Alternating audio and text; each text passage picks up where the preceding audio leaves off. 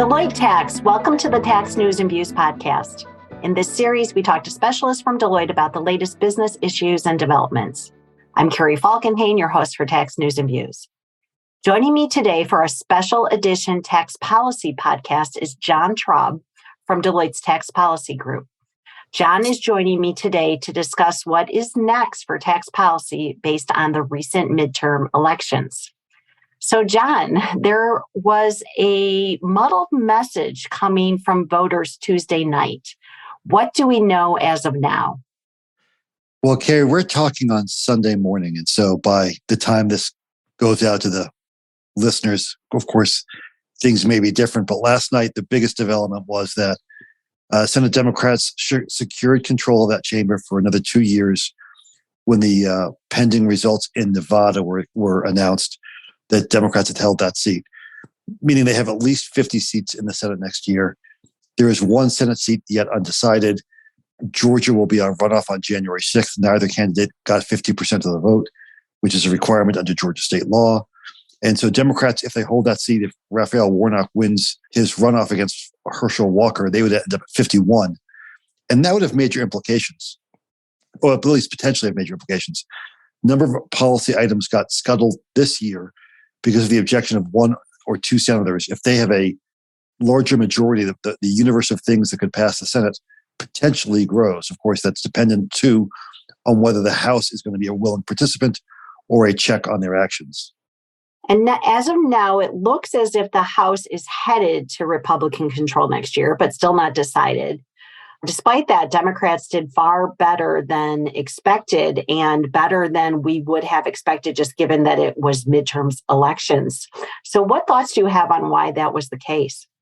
Yeah, Carrie, as you said, the House appears to be headed to Republican control, albeit narrowly. It's still possible Democrats could keep control of that chamber, and that would have huge implications either way for the universe of what looks like on the policy side going forward. As to why we ended up here, there's a fair amount of split ticket voting. A number of candidates at the top didn't help their candidates down at the bottom. There was some issues with candidate recruitment and candidate quality. And for sure, Democrats tried to make this a choice election. Normally, midterms are a referendum on the incumbent. President Biden's unpopularity remains at pretty high levels. But Democrats were successful, candidly with the help of former President Trump, of making this more of a choice election as to whether you wanted, which vision of leadership you wanted in power. And I think that helped Democrats perform much better than they would have in a normal midterm election with a president whose popularity was as low as President Biden's is. Okay, so let's talk tax policy. In the short term, what do you think can be accomplished in the upcoming lame duck session? Well, there's a lot of tax issues on the table here. 174 research and development expensing, the 163J rules, potentially extension of 100% bonus depreciation, retirement security, traditional extenders. All of those are on the table for a possible lame duck deal. There's lots of non-tax issues also on the table for a lame duck deal. Of course, Congress has to extend government funding, which expires on December 16th. There's likely to be a round of disaster assistance for Puerto Rico and Florida and other areas hard hit by disasters this year. And I think I'm concerned at this point that the universe of items is getting so big that it could potentially produce a bill that is too large to be workable, and that some of the tax items that have support may not actually make it across the finish line. I'm still hopeful, especially on 174. The other items, I think, at this point look like a more difficult lift, and I'm a little less optimistic on them than I am on 174. But even that, candidly, is not a slam dunk at this point. Another thing we're hearing about in the lame duck session is around raising the debt limit. Why is that under discussion now, especially since nothing needs to be done until next year, well into next year? Yeah, this is a case where Congress may choose to take away from itself the possibility of using this as a leverage point or a hostage in 2023. If the Republicans go on to capture the House as we currently think they will, again, that's not certain, Democrats may decide that they don't want to let Republicans try to use that as a leverage point to force non-debt limit related concessions from the White House, whether it's on the tax and spending side or other policy issues, as we saw in the 2011 cycle Republicans used that as leverage with President Obama and forced massive spending cuts. Democrats may want to take the issue off the table, in part because of concern of how it would be used as leverage, and in part because I think there's concern that a very narrow Republican majority in the House, if one exists, would be incapable of producing a bill to raise the debt limit, and that would have major implications for the financial system, not just here in the U.S., but globally. So it may be sort of an ounce of medicine produces is better than a pound of cure kind of situation. And I think, honestly, the result last night in Nevada that gave that Senate seat to Catherine Cortez Masto makes a debt limit deal slightly more likely, in that had that seat not been decided, Democrats may have spent more time during the lame duck pursuing nominations because they would not want to give more power to Republicans in 2023 over President Biden's administration and judicial picks. But now that they know that they will control the Senate and have more control of the nomination process, the need to devote scarce Senate floor time to nominations is lessened during the lame duck and may, in fact, open up space for Democrats to work together to raise the debt limit prior to 2023. Interesting. Well, so assuming that we do have divided government, meaning that the House flips to Republican control, what big tax bills could get done next year? And if no big bills, how about smaller legislation? So if Republicans get the House, and again, to be clear, not a definite they will, but if they do, the universe of big bills on tax policy that can become law is pretty narrow. In fact, I would say pretty non-existent, because the Venn diagram of the things that House Republicans will vote for, the Senate Democrats will vote for, and that President Biden will sign doesn't include any big bills. Now, there could be smaller bills along the way. So, for example, if 174 or retirement security doesn't make it into the lame duck, you can see them finding a home on something in 2023. Similarly, there are always smaller issues that percolate up out of nowhere and end up getting support and passing even divided government.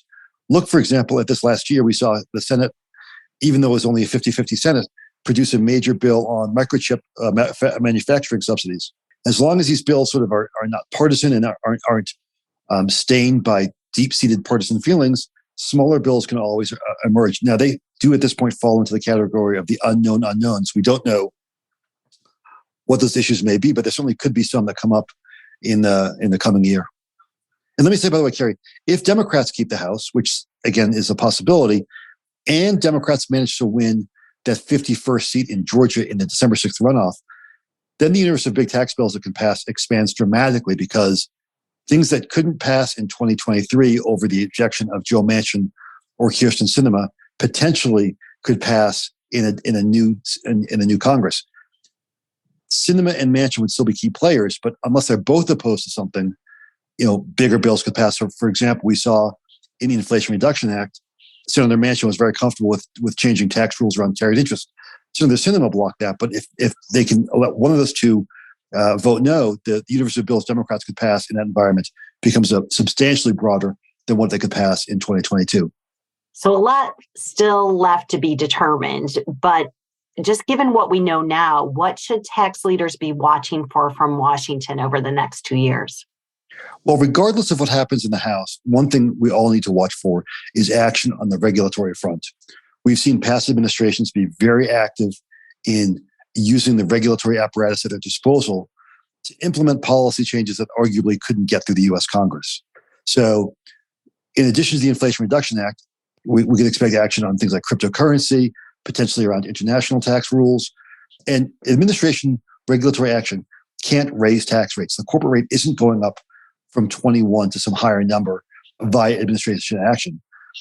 But they can do things that change the tax base upon which the 21% rate is levied. So for sure, we need to be actively watching what happens on that front. Second, if Republicans take the House, you could say, well, no big tax bills are going to pass. But watch for the oversight agenda to be quite aggressive. Republicans will be doing a lot of oversight, much of it focused on the administration, Afghanistan, Hunter Biden's laptop, COVID, Hunter Biden's laptop, et cetera. But they also have issues with corporate America, big technology, financial services firms that don't want to do business with companies investing in oil and gas or in firearms, woke ideology among CEOs or of investors that's sort of affecting investment decisions by pension funds. So the regulatory apparatus of the Republican a majority in the House, if it exists, will be one to be carefully paying attention to. I don't think it's going to mean tax increases per se on corporations, but it may put some CEOs in some uncomfortable position of being uncomfortable in some congressional hearings. Well, as always, John, fascinating discussion. So much more to talk about as some of these seats become clear which way they're going. Look forward to talking to you about that as well when the right time comes and getting an update on what to expect during the lame duck session. So certainly more to come for our audience. But if people would like more information, they can subscribe to the email version of Tax News and Views on Deloitte.com. It comes out weekly. You can also connect with John directly on LinkedIn or tune in here for future policy editions. In the meantime, thank you all for listening in. Be well, everyone.